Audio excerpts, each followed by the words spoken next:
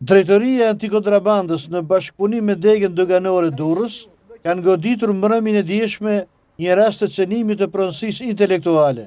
Gjatë kontrolleve të kryer në një kontejner në portin e Durrësit, u zbuluan mbi 103.000 palë veshje të ndryshme të markave Adidas, Nike, Gucci, Dior, Hugo Boss, Calvin Klein e tjerë, si dhe bluza të ndryshme sportive të ekipeve të njohura europiane, të kontrabanduara.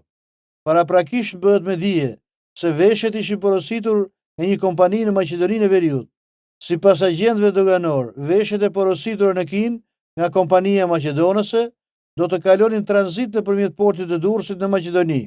Autoritetet doganore kanë bërë bllokimin e mallit dhe nisjen e procedurave përkatëse, teksa kanë theksuar se do të ketë tolerancë zero ndaj falsifikimit dhe shkeljeve të kodit doganor.